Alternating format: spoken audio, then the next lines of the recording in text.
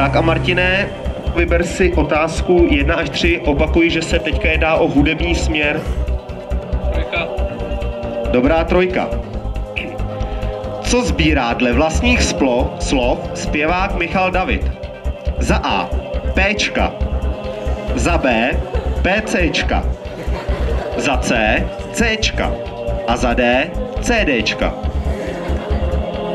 To teda opravdu nevím. Můžeš využít dvou nápověd, 50/50 a pomoc diváků zde před školou. Tak třeba Cčko dám a nebudu se ptát. Dobrá, zkusíme označit Cčko. Ano, a Cčka je správně.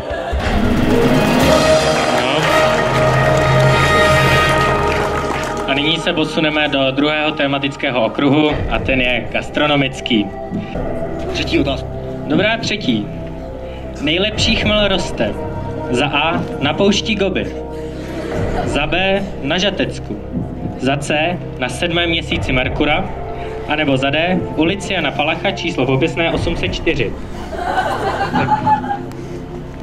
Věřím, že v Dčku rostou zajímavý lidé, ale to nebude, tak zase jsem zvolil Bčko.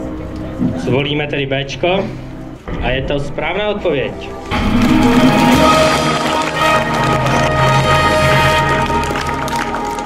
A máme tu poslední tematický celek.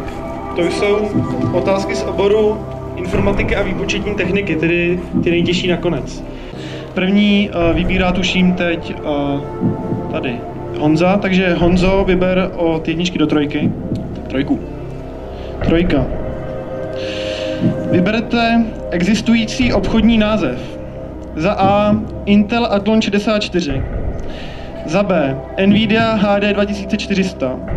Za C AMD Core 2 Duo. Za D Škoda Roomster. Tak jelikož je to poslední kolo, tak asi využijte obě dvě nápovědy, nejdřív 50/50 a pak nápovědu publika. Dobře, takže počítač vybral z možností 50/50 Intel Athlon 64 a Škoda Roomster.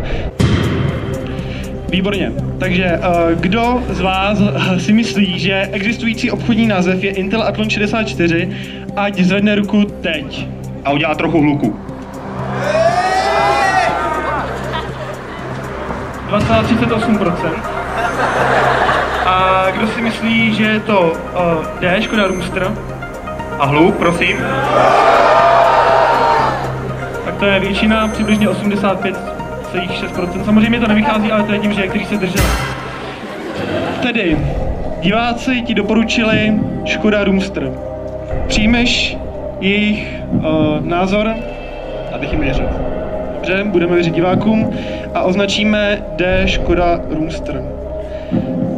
Tato odpověď je správná.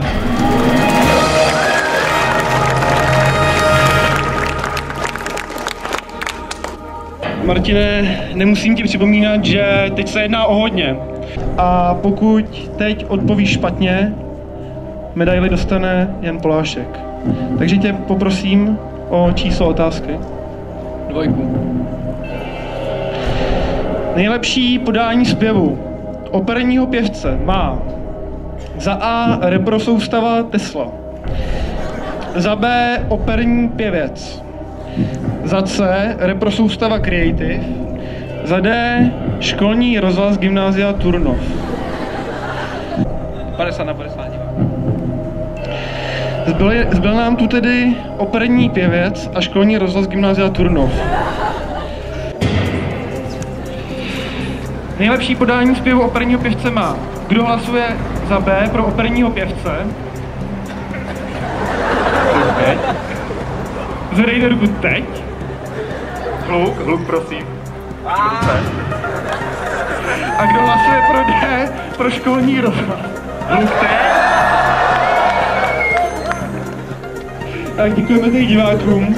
Já ti jenom chci připomenout, že samozřejmě diváci se můžou mýlit. Občas se nám to dostává, ale je to jenom na tobě, jestli zvolíš, že nejlepší podání operního zpěvu operního pěvce má operní pěvec nebo školní rozhlas Gymnázia Turnov. No já se bojím, že jsem mýlí, že asi operní pěvec. Martin vám tedy nevěří, věříte si to s ním až po oceňování.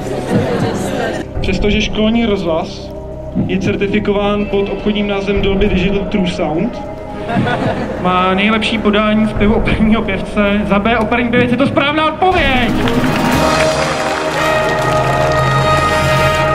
To je ovšem trošku nepříjemná situace, protože jsme vyčerpali 6 základních otázek. No, To znamená, že teď budeme muset vymýšlet... Počkej, Adame, máš chvilku? Nejspíše ještě mnohem těžší otázky. Aha, tak vypadá to, že tady máme nějaký... Soutěž nám skončila a Matěj, řekni si to sám.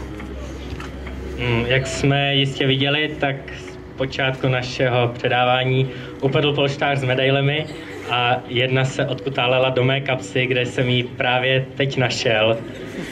Takže máme medaile obě. Tím pádem tedy můžeme ocenit oba dnešní oceněné, Martina Zikmunda A Honzu Poláška. Zde vidíme předsedu školního parlamentu Adama Sirovátku, zápolícího se zlatým špendlíkem na ceně pro jednoho ze 2 programátorů. A druhou cenu přidávám místopředseda školního parlamentu Matěj Pivokonský. Ocenění Gerážky je tady pro tento rok u konce. My děkujeme všem, kteří se nám podíleli, děkujeme profesorskému sboru za čas, nadačnímu fondu Gymnázia Turnov a také vám za to, že jste přišli. Děkujeme a příští rok opět nashledanou.